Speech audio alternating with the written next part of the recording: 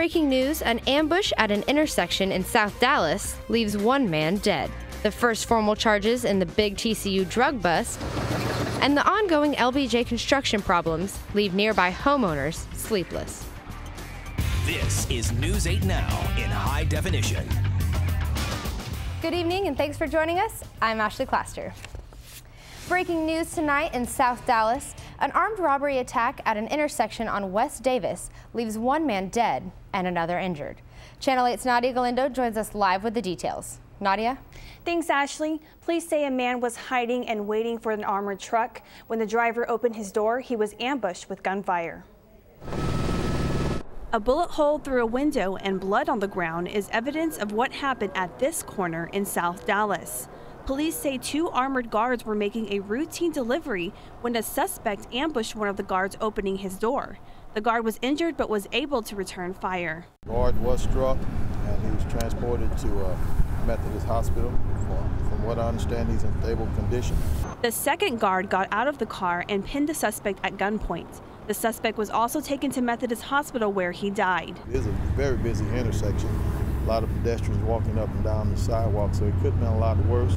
Witnesses to the robbery say they were confused by what they saw. I thought I saw a gentleman fall down. That's what I thought at first, and ran out the door of the Metro Grill to assist, and turned out that I seen the armor truck driver open the door and hold the guy down with a gun. So I realized then it was a robbery in progress. A few weeks ago, another armored truck was ambushed in a similar situation in southeast Dallas.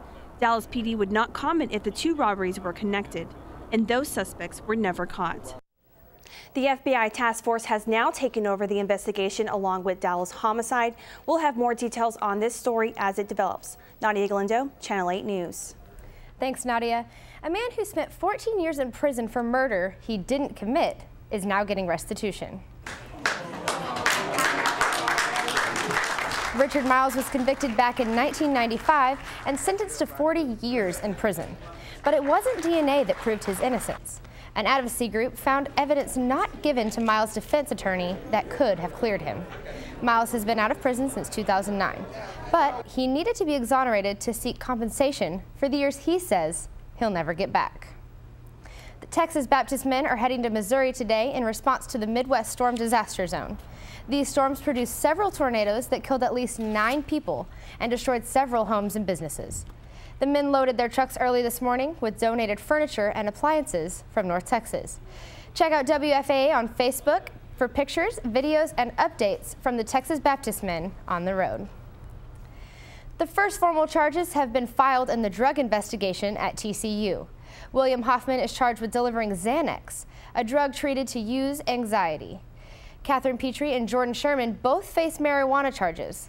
10 other students were arrested in the drug bust. LBJ Freeway is undergoing extensive reconstruction that will take 5 years to complete. The end result should ease highway congestion, but right now, traffic is causing some problems for drivers and for the residents nearby. And Channel 8's Wesleigh Ogle joins us live with the details. Yes, Ashley. Construction on the LBJ Freeway has been going on since January of last year.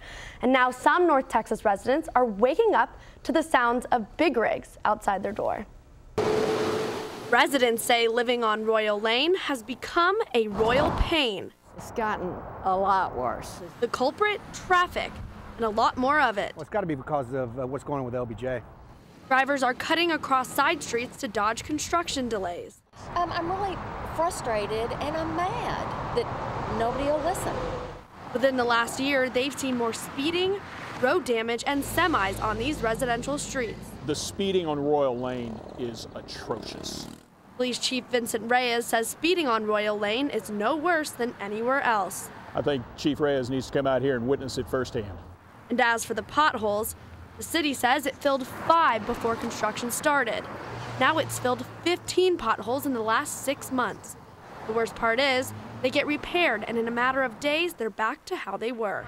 Construction management says that traffic on LBJ Freeway is actually down 10%, but that means that 27,000 more cars are now driving on surface streets like Royal to try to avoid construction delays. There are nights that we're asleep in our house and I'll hear semi-tractor trailer truck traffic coming down the street. There's a perfect example right there. These residents are not about to stop fighting for safe and quiet neighborhood streets. Wesleigh, Ogle, Channel 8 News. Well, it looks like the end of Rick Perry's presidential campaign was financially unflattering. A campaign finance report shows he raised just under $400,000 over the last few weeks of his campaign. But he spent nearly 10 times that amount in his quest for presidency.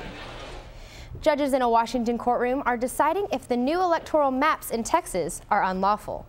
The Justice Department and supporting minority groups say Texas lawmakers crafted the electoral maps without approval.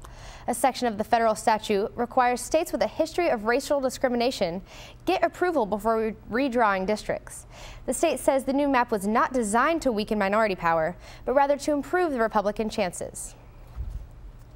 New information tonight about the 11-year-old boy who hanged himself at school just 1 year ago. The parents of Montana Lance say they still believe their child was bullied to death. I met up with their family earlier today to learn more about their fight for justice. Stewart's Creek Elementary is where 4th grader Montana Lance hanged himself just 2 years ago.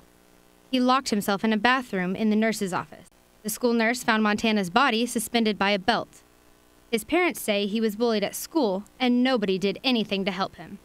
The family lawyers say this is what led to his suicide. Montana was a victim of nonstop, incessant harassment and bullying at Stewart's Creek up until the very day that he died. Montana's family is suing Louisville ISD, claiming the school district didn't do enough to protect their son. Their lawyers sent us documents and videos that they say prove Montana was bullied, and so were other students. He got hit pretty strongly with a child punching him on the back of his head. This child's mom says her son was denied help from teachers when he was being bullied. They would tell him to either quit title telling or that the kids are just being kids, just teasing, just picking on him and not to worry about it. Documents show the assistant principal at the time of Montana's death, Amy Teddy, said the child was not bullied at all, but this student says otherwise. Did you think other kids knew that he was being bullied? Everybody knew. Do you think the teachers knew? Yes. Louisville ISD would not comment on the case due to pending litigation. Investigators say the Denton school fire back in January was intentionally set. The fire broke out at Selwyn College Preparatory School, completely scorching the administration offices and a number of classrooms. A Denton fire marshal says the source of the fire was a flammable liquid. A Fort Worth woman is now on the Texas Top 10 Most Wanted list. Demisha Traylor is the first woman featured on the list in more than 10 years. Police say Traylor is a Crips gang member with a long criminal history. Traylor is wanted for aggravated assault with a deadly weapon, possession of a controlled substance, and 17 counts of prostitution. Fort Worth police are offering a $7,500 reward for tips leading to her arrest. Next on News 8, a new knitted message to the Texas Republican lawmakers, what some North Texans want them to know. And he's the Fort Worth man who received the first full-face transplant in America just 1 year ago. Find out how he's adapting to his new look when we come back.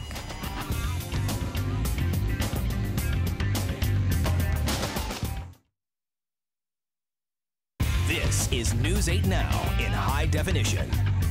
Officials say there are dangerous loose wires surrounding a school district, and now many parents and teachers are concerned. Channel 8's Patrick Doolin has the story. It's here that for the past 3 weeks, these loose wires have had principal and faculty members concerned. You know, they can run in here, they can choke themselves, they can trip over, they can hit their head in the street, get hit by a car because they're passing. So there are a lot of concerns, and anything can happen when you got children around. It's here, right outside Long Middle School, that the concern exists. Curious students have been walking through them and around them for weeks. The dangling wires have caused this parent much concern. Major concern about this was the safety for the kids. Something falling on the kids up there that's live and hot. It's been determined that the wires are not live. However, this principal, who is responsible for many students, is still very concerned. That's one of my biggest fears, is that something will happen. It hasn't yet, but that's our biggest fear. School officials say they have called local power and cable companies. Currently, no action has been taken to correct the problem. Patrick Doolin, Channel 8 News. DART is test running its new Orange Line light rail service. This service will let passengers travel from downtown Dallas to DFW International Airport. The first section of the rail will open at the end of July between Bachman Station and the Irving Convention Center. The entire Orange Line service is set to reach DFW by 2014.